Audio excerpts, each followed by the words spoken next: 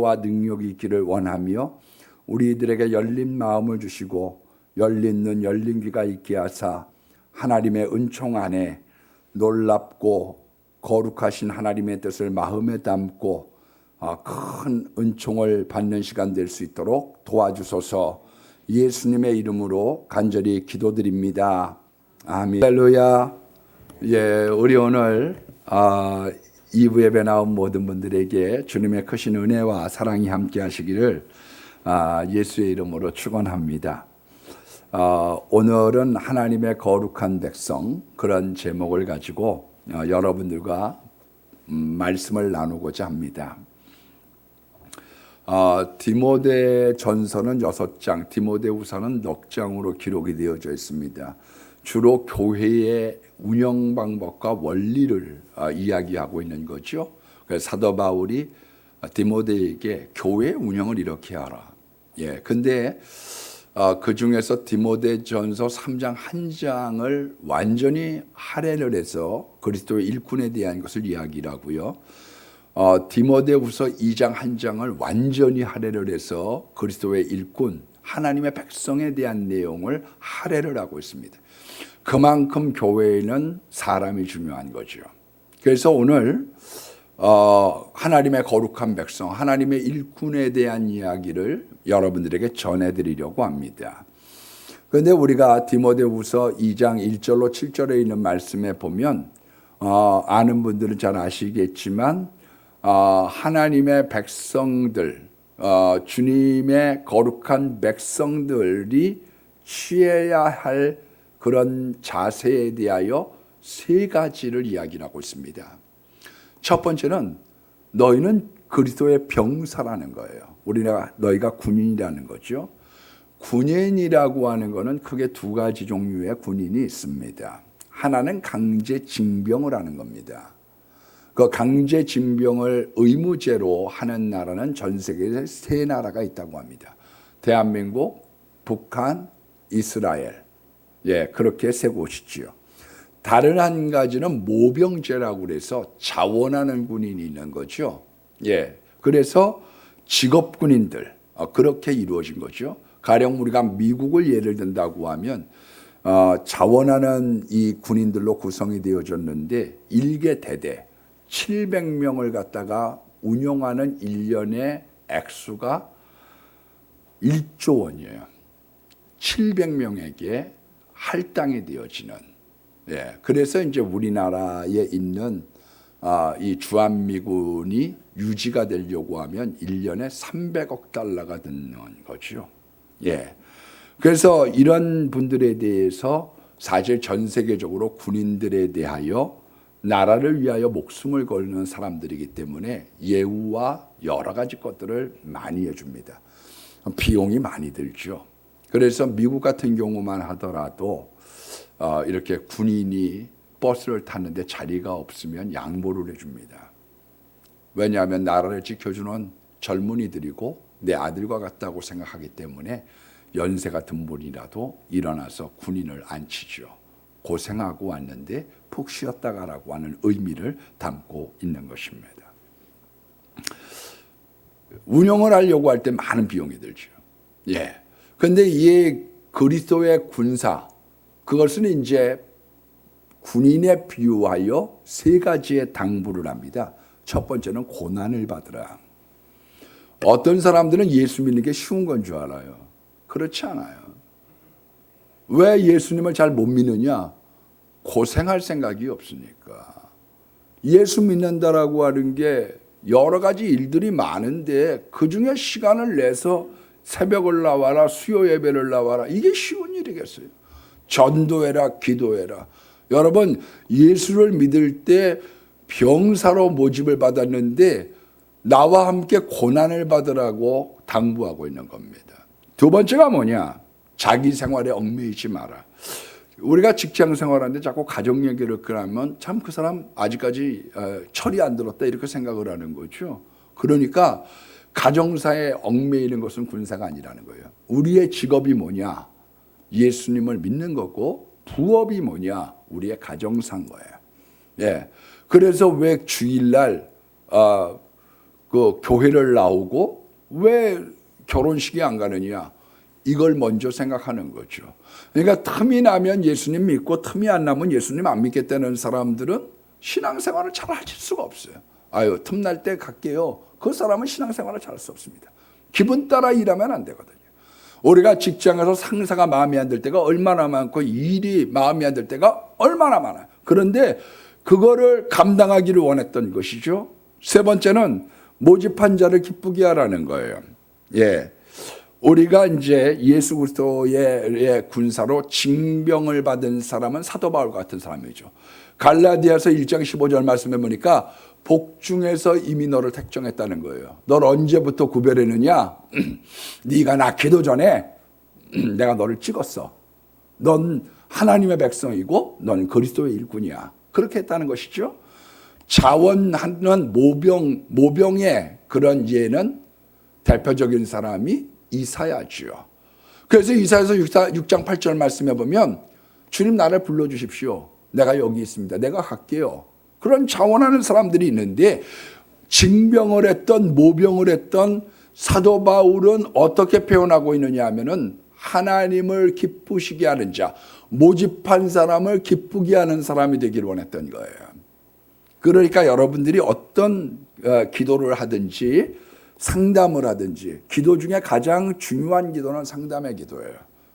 하나님, 내가 이제 결혼을 하려고 하는데 정말 이게 하나님의 기쁨이 되는 결혼인가요?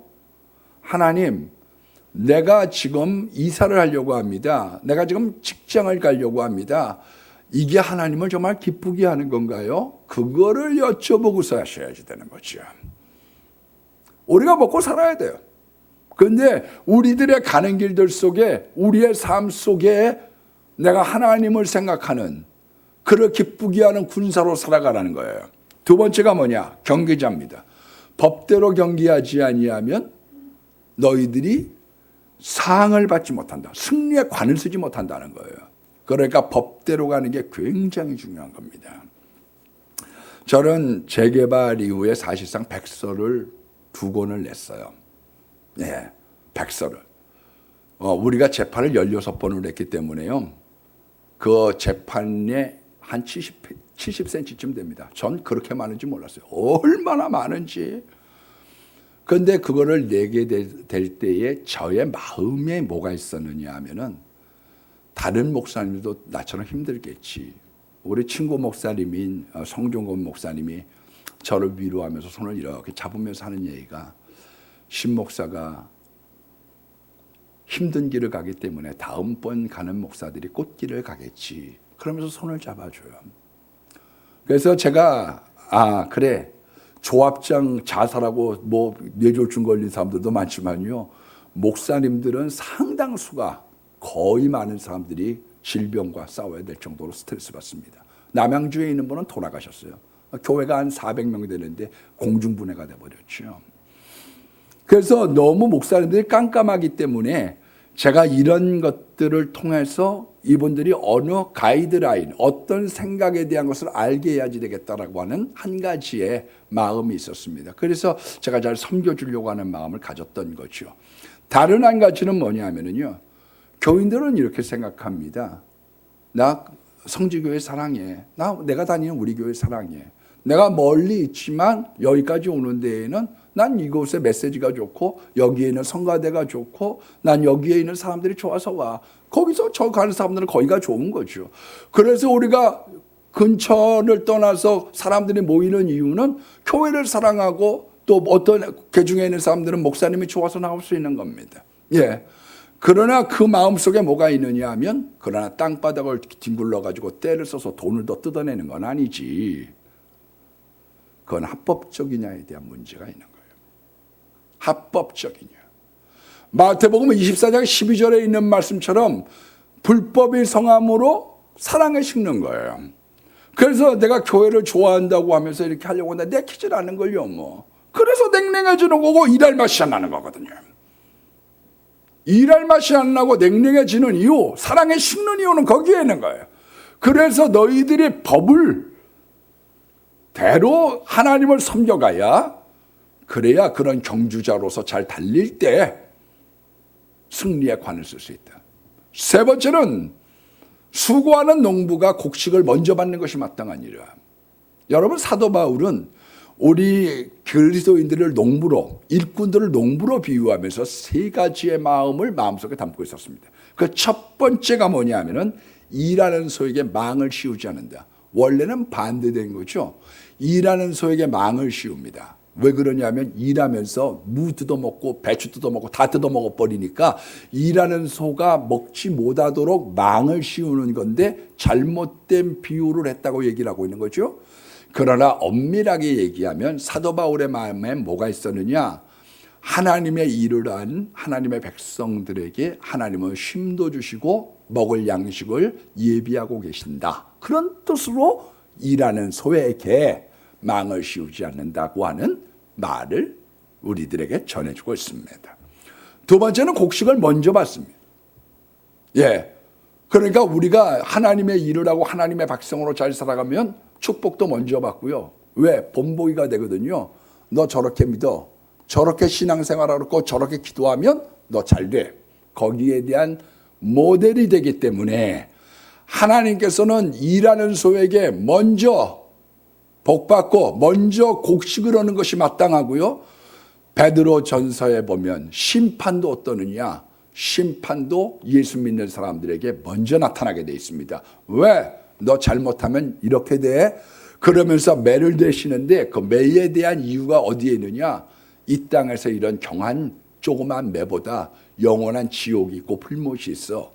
그러기 때문에 깨달아야지 되고, 그러기 때문에 잘못 가면 되지 않나. 그 내용을 담기 위하여 하나님은 믿는 사람들을 먼저 복 주시고 믿는 사람들을 먼저 심판하신다고 성경은 말씀하고 있는 겁니다. 세 번째는 이 농부에 대한 생각을 사도 바울은 어떻게 갖고 있느냐 하면은 형편이 되면 안 받고 하는 것이 하나님 나라의 유익이 된다. 너에게도 좋아. 그렇게 당부하고 있는 거죠. 가령 느헤미야서 5장 14절 이하에 보면 느헤미야가 총독의 녹을 거부했습니다. 왜 그러느냐? 자기가 이제 그 녹을 받게 되면, 이 사례를 받게 되면 백성들을 갖다가 더 많이 이제 세금도 걷어야지 되고, 자기가 안 받으면 다른 사람들한테도 좀 우리가 참읍시다. 이렇게 얘기할 수 있는데 나는 많이 누리면서 딴 사람들한테 조이라고 얘기하는 건 쉽지가 않거든요. 그러니까 이제 성벽 같은 것을 재건을 하면서 그와 같은 마음을 가졌던 거죠. 그리고 그 밑에 절에 이렇게 얘기하고 있습니다. 옛날에 있었던 종독들은 너희들을 압제하고 더 많이 착취했다. 그리고 16절의 말씀해 보니까 내가 공직에 있으면서 총독의 자리에 있으면서 땅을 사지 않았다. 부동산 투기를 하지 않았다는 거예요. 그래서 공직자 부동산 투기는 나쁜 거예요. 내가 이런 자리에 있다 보니까 어디가 금싸라기 땅이 될 줄 알고 내가 가지고 있었던 계획과 정보 속에서 얼마든지 돈 벌 수 있었지만 내가 이런 일들을 하지 않았던 것은 그 안에서 내가 총독의 위치에 있을 때 이렇게 안 하는 것이 마땅하다고 생각했던 거죠. 그러면서 5장 9절에 느헤미야는 이렇게 얘기합니다. 내가 이 백성을 위해서 행한 모든 것을 기억하사 은혜를 주옵소서. 그러니까 하나님을 잘 믿는 사람들은 어떻게 믿는 사람들이냐면요, 하나님께 되를 주고 위로부터 말을 받는 거예요. 그래서 목사님이든 교인들이든 교회 일을 하는 데 있어서 너무 이권을 따라가는 것은 올바르지 않은 겁니다. 예. 그저께 이제 우리가 드디어 JH하고 건설사 계약을 했습니다. Jesus Happiness라고 하는. 그런데 끝나고 난 다음에 이제 바쁘니까 그냥 가겠다는 거예요. 그래서 식사하고 가셔요. 왜냐하면 식사라고 하는 건 성경에서 계약을 성취했다는 의미를 갖고 있습니다. 그래서 누군가가 밥 먹읍시다. 그 이야기는 오늘 계약은 유효한 거요. 그런 뜻입니다. 밥 먹고 가는 것은 계약을 의미하죠. 막 바빠서 가겠다는 걸 이제 같이 식사하자고 그분들 모셨어요. 그런데 같이 이제 식사를 하면서 어느 목사님에 대한 이야기가 조그만 화제에 오르게 됐습니다. 그런데 이 목사님은 어떤 건설회사를 갖다가 이렇게 운영을 하신데 내부로 들어가니까 그 건설회사의 회장님, 주인이 누구냐? 그 목사님인 거예요. 그래서 제가 그런 내용을 얘기를 했습니다. 목사님은 목회만 하셔야 됩니다. 한눈 파면 교회가 문제가 생겨요. 목사님이 주식에 눈을 떠가지고 주식에 여기가 뭐 상종가 하종가라는 게 있습니까? 그런 걸 뭐 얘기하고 이러면 교회가 문제가 생겨. 교회에 있어서의 있는 일들에 대해서 여러분들을 뭐라 하지 말라는 건 아닙니다. 그러나 교회의 일들을 할 때에는 너무 이해관계를 따져서 가는 것은 성경적이지 않다고 성경은 우리들에게 당부하고 있는 것이지요.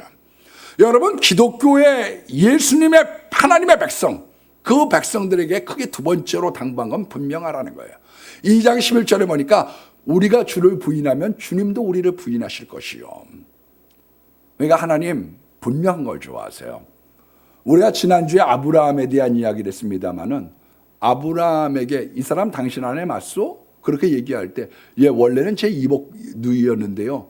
내가 이 여자 사랑해서 결혼했습니다. 분명하게 얘기하지 않았기 때문에 문제가 생기는 거예요. 분명해야 되거든요. 우리들 때에도 학생 때 이제 교회 가면 놀리는 애들이 많았어요. 그때 교회 학생들이 많이 모였는데도 놀리고 야지 노는 애들이 있었습니다.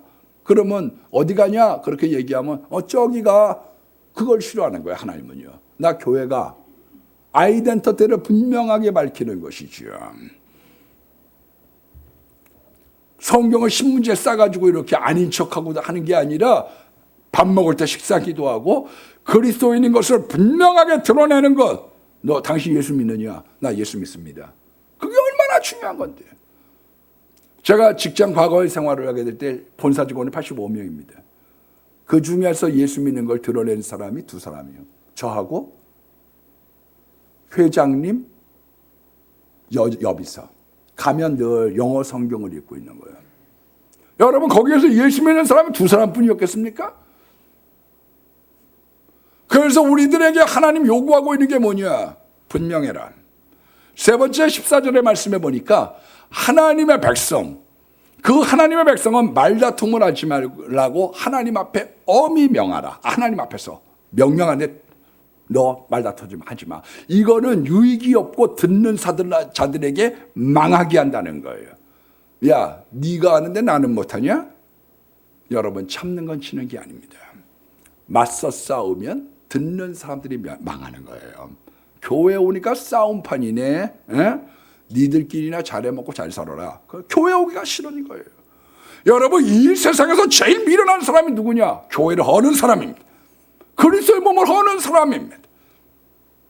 큰 소리 내고 막 싸우는 분이 있어요. 자기 직장이면 그렇게 하겠어요? 자기 식당이면 그렇게 하겠어요? 대통령 앞이면 그렇게 하겠어요?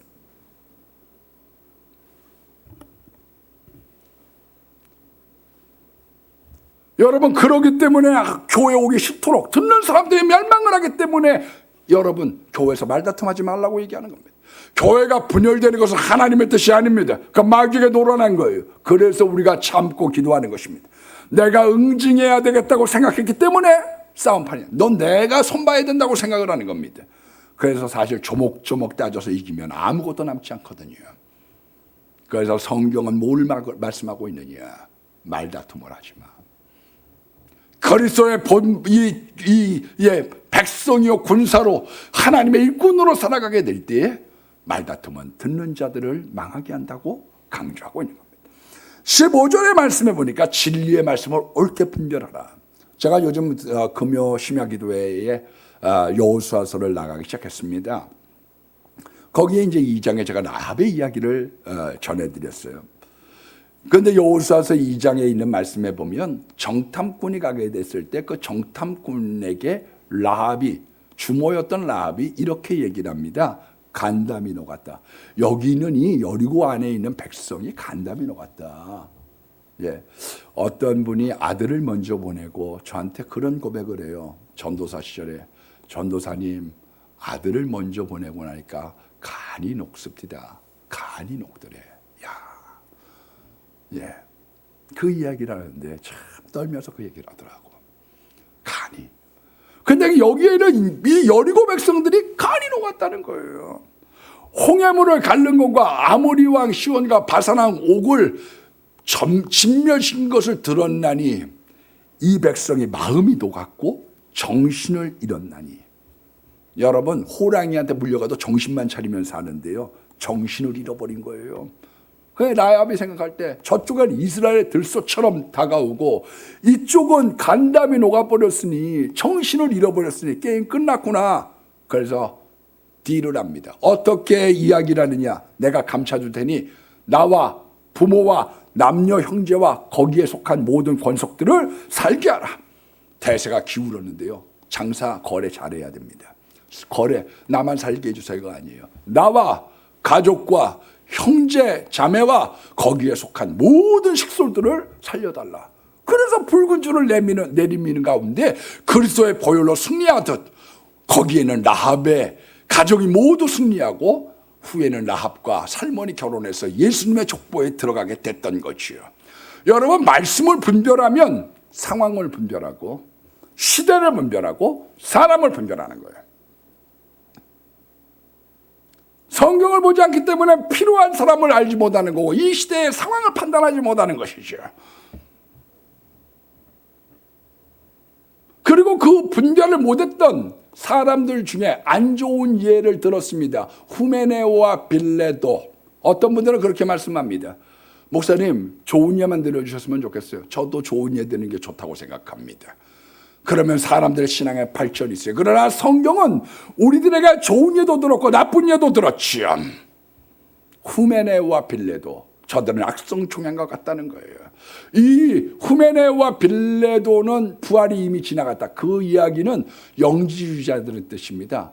육체의 부활을 인정하지 않고 영적인 부활만 있다. 우리는 영적인 부활만 하는 게 아니에요. 우리는 육체의 부활을 하는 사람들이죠. 그래서 이와 같은 잘못된 사람들의 의견이 진리를 분별하지 못한 사람들이 악성 종양, 암과 같은데 이들을 조심하라는 거죠. 그래서 암이라고 하는 건 자꾸 퍼져나가는 거예요. 옆에. 나쁜 사람 옆에 있고 분별하지 못한 사람 옆에 있는 게 죄인 거예요. 여러분, 기도할 때 악한 사람들이 만지지 못하게 해달라. 악한 사람들이 내 주변에 꼬이지 않게 해달라. 그렇게 기도하셔야 합니다. 어떤 곳에 암이 잘 번식을 하냐? 서늘한 곳에. 저도 사이다 좋아해요. 저도 찬 걸 좋아합니다. 냉면 좋아하고요. 시원한 걸 좋아해요. 그러나 몸의 건강을 위해서는 따뜻한 게 좋은 거예요. 왜냐하면 서늘한 곳에 암이 서식을 잘합니다. 어떤 곳에 암이 잘 서식하느냐? 썰렁하고 기도하지 않고 뜨겁지 않고 하나님을 향한 열정이 없는 곳에 암이 서식하기 시작하는 것이에요. 그래서 좋은 분별력이 생기려고 하면 첫 번째가 구원관이 분명해야 됩니다. 구원관. 두 번째가 성령의 조명을 받아야 됩니다. 그러니까 우리가 말씀을 보면서 기도를 하는 가운데 하나님의 말씀을 온바로 분별하고 깨달을 수 있는 지혜를 베풀어 달라고 기도해야 됩니다. 세 번째는 몰래 하는 성경 공부를 하지 말아야 됩니다. 나쁜 친구 만나서 물드는 거예요. 이 세상에 다 자라날 때는 천진무구하고 순진무구합니다. 그러나 다 때가 묻고 잘못된 사람 만나 잘못되는 거거든요. 네 번째는 베드로후서 1장 20절로 21절 말씀처럼 억지로 풀지 말아야 됩니다. 다섯 번째는 모르면 교회에 물어봐야 됩니다.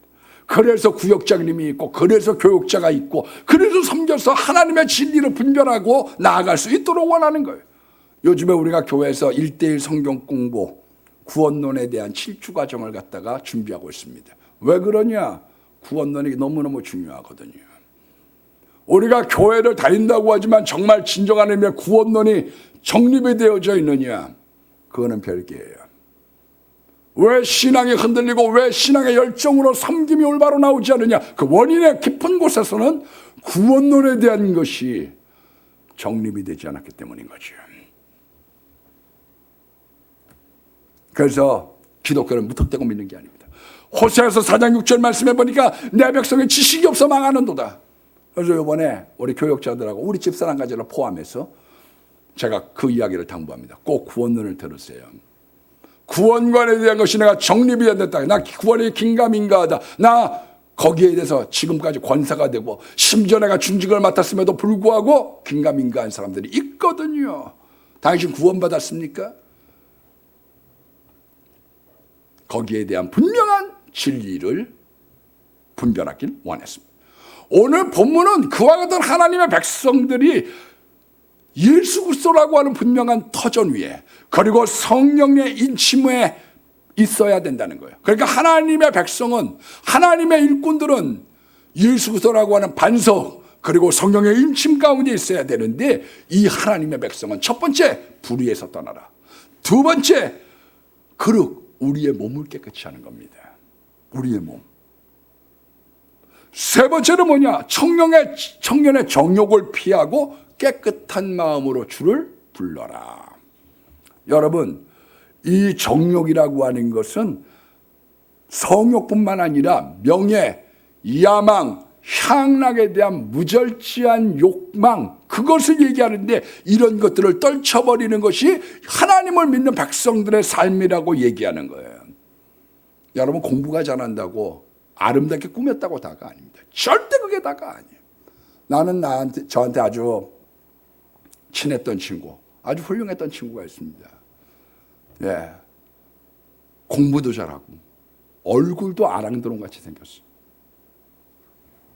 예, 영어도 잘하고. 왜냐하면 영자신문사에서 일을 했기 때문에. 예, 그러니까 뭐 외국인하고 전부 다 교정, 영어를 아주 능통하게 했어. 머릿결도 어떻게 이렇게 예쁜지 몰라. 예, 샴푸 선전에 나와도 될 만큼. 그런데 인생의 목적이 어디에 있느냐? 삼천과 기생을 끼고 언젠가는 놀고 싶은 마음이요.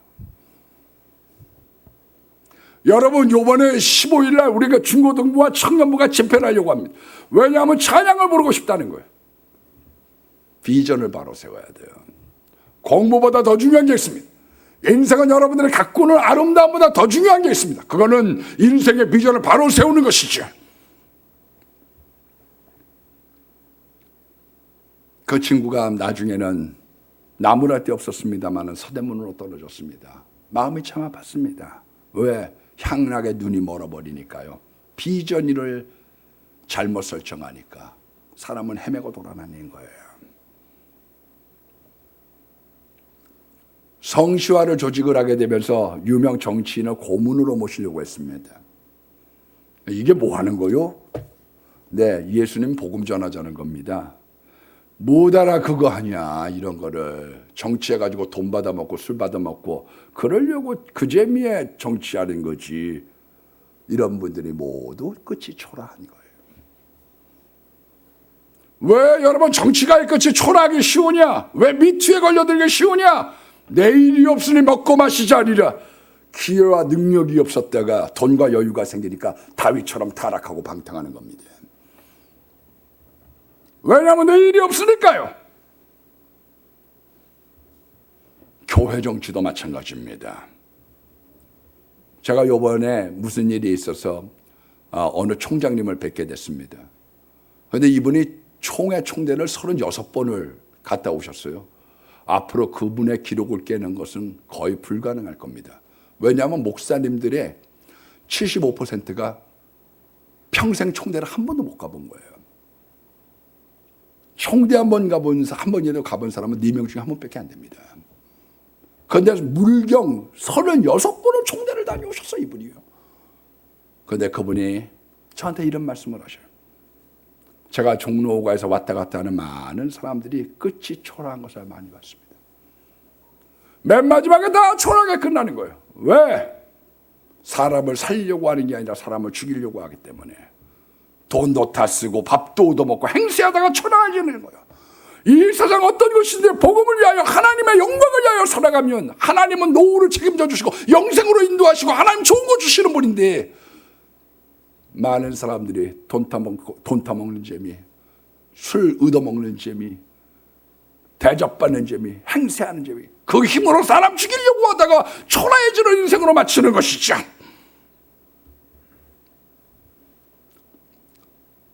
인류학자 어윈은 인류가 겪어왔던 88개의 문명이 있었는데 공통점이 있었다.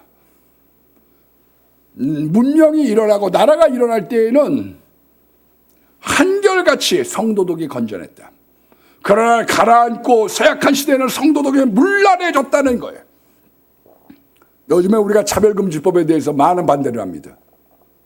차별금지법 하려고 하는 사람들의 통과시키려고 하는 사람은 통성애가 왜 죄냐. 내가 당신하고 좋아서 하는데 이 사람하고 좋아서 같이 살겠다는데 왜 그걸 법으로 막느냐. 왜 그걸 가지고 왈가왈부하느냐. 왜 배 나와라 밥 나와라 하느냐. 그거죠. 왜 프라이버시를 건드냐. 내가 이 사람 좋다는데 내가 양현모 좋다는데 당신이 무슨 상관이야. 그거죠. 그러나 왜 반대하느냐. 죄인 딱지를 떼라는 이야기 속에 죄의 이제 불감증이 찾아오는 거예요. 죄가 희석이 되니까. 그래서 성도덕이 문란하기 시작하는 거죠. 내 인생이 내 거니까 내 맘대로 살겠다는 거예요. 죄의식이 사라지니까 이 세상에 멸망을 향하여 나아가게 되는 거예요. 소돔과 고모라처럼 문을 찾으려고 곤비한 거죠. 출구가 없는 인생. 막대는 인생 속에서 헤매다 끝나는 겁니다. 초대교부했던 그리스도솜이 사회 풍조 개혁을 일어났습니다. 타락해가고 있었던 로마가 들고 일어났습니다. 밑에 있었던 부하 신부가 와가지고 그리스도솜 감독님 지금 온 세계가 당신을 반대하고 있습니다. 그때 그리스도솜이 이렇게 얘기합니다. 그러면 우리가 전 세계를 반대하죠. 하나님의 거룩한 백성으로 거룩성을 갖고 살아가기를 원했던 것입니다. 이게 하나님의 백성의 거룩성이 있는 거죠. 세상과 타협하지 않고 살아가는 깨끗함. 청년의 정욕을 피하고 이 세상의 세속을 피해서 살아가기를 원했던 하나님의 말씀, 그것이 있길 원했던 거예요. 네 번째 당부가 있습니다. 다툼을 버려. 어리석고 무식한 다툼을 버려라. 하나님 백성들. 어리석은 변론이라고 하는 건 이런 거예요. 천사장 가브리엘의 날개가 어떻게 생겼을까? 빌라도가 예수님의 신문을 끝내고 대야에 손을 씻었는데 무슨 비누를 썼을까? 바늘에는 몇 명의 천사가 앉아 있었을까? 이런 것 가지고 밤낮 싸우다가 볼셰비키 경쟁을 당한 거죠. 그래서 사제 목사는 시베리아에 가가지고 굶어 죽고 얼어 죽고, 국민은 스탈린 손에서 6,500만의 인종의 청소가 돼버리고 말고 국가를 가난으로 몰락하고 유럽까지 가난으로 다 얽매여져서 고통과 압제로 신음하게 되고 말았던 거예요. 그게 무식한 어리석은 변론인 거예요. 무식한 변론을 피하라는 거예요. 이청준의 단편 중에 입춘대길이라고 하는 글이 있습니다. 초등학교 다니는 아들이 숙제를 받아 갖고 왔어요. 입춘대길을 한문으로 써와라. 그런데 일자 무식쟁이였던 아버지가 입춘대길을 쓸 줄을 알아야죠. 읽을 줄도 모르고 쓸 줄도 모르는.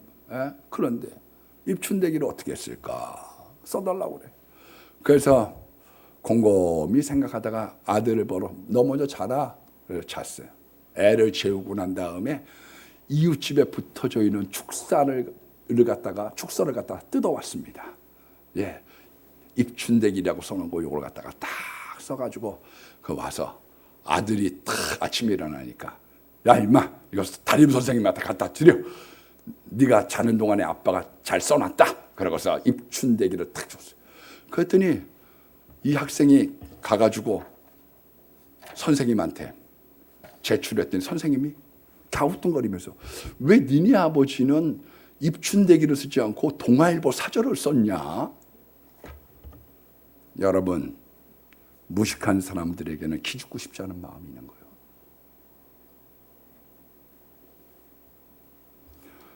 무식하다고 따지거나 가르치려고 하지 말라는 겁니다.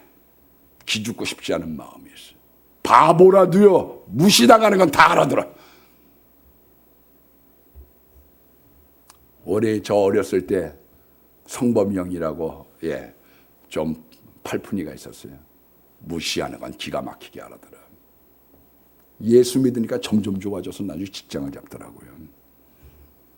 두 번째로는요, 세 번째로는 말싸움에서 이기려고 하지 마십시오. 적당할 때 끊어버리면 사람을 다 잃지 않습니다. 다 잃지 않아요. 잘난 척하면 적만 많아지고요. 험담에는 발이 달린 거예요. 험담하지 마세요. 좋은 얘기 해주세요. 좋은 얘기 해주는 거예요. 제가 이번에 어떤 모임에 갔더니 어느 언론사에 개통해 있는 분이 저한테 아주 딸싹붙어가지고 너무너무 잘해주는 거예요. 그분은 저를 몰라. 저는 그분을 한번 봤는데 어떻게 잘해주는지 몰라. 그래서 이렇게 대화를 차를 한잔 마시다 보니까 아무개 박사가 저를 좋게 얘기했다는 거예요. 그래갖고 이분이 앞으로 또 만나자고 그래서 반가워하고 손잡고 얼마나 잘해주는지. 근데 그렇게 좋게 얘기하는 사람이 고맙더라고. 그래요? 도와주고 싶은 마음이 들어.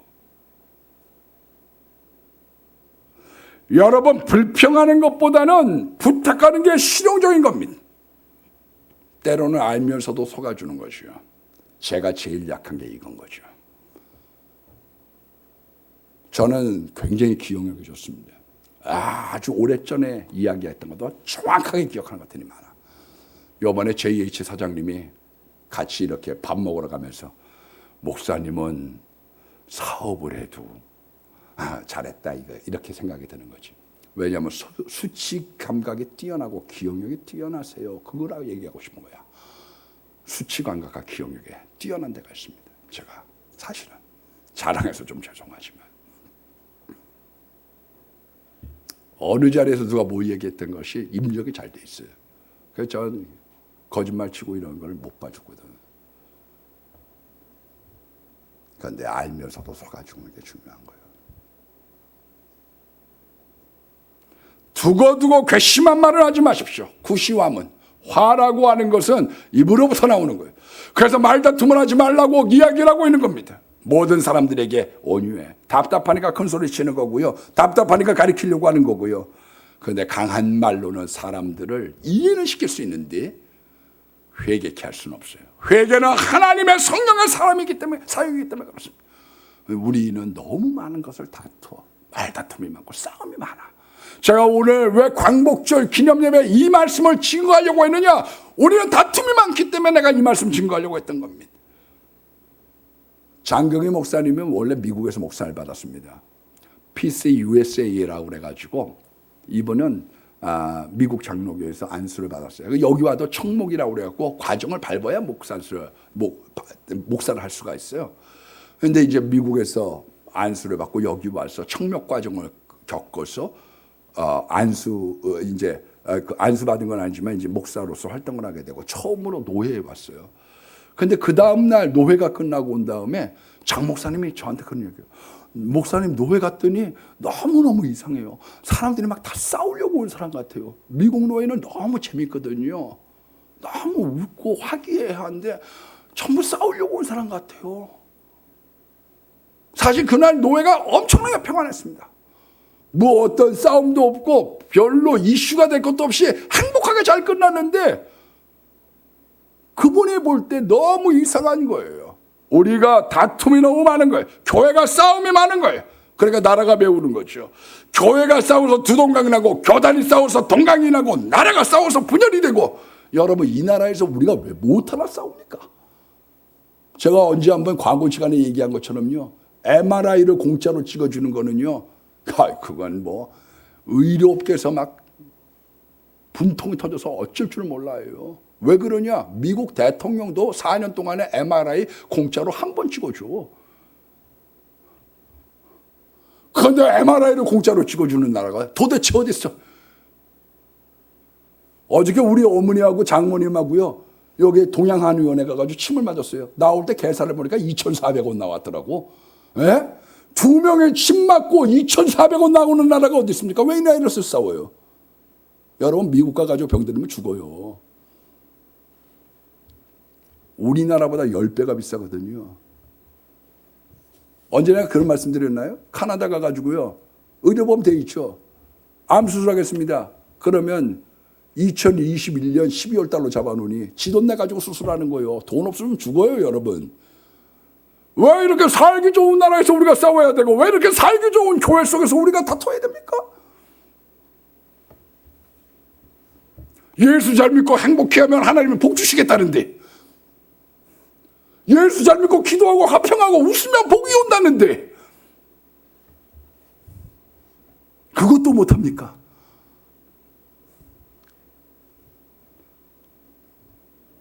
오늘 말다툼을 그치고 온유한 마음으로 하나님의 백성이 행복하게 사세요. 하나님은 여러분들을 축복하실 것입니다.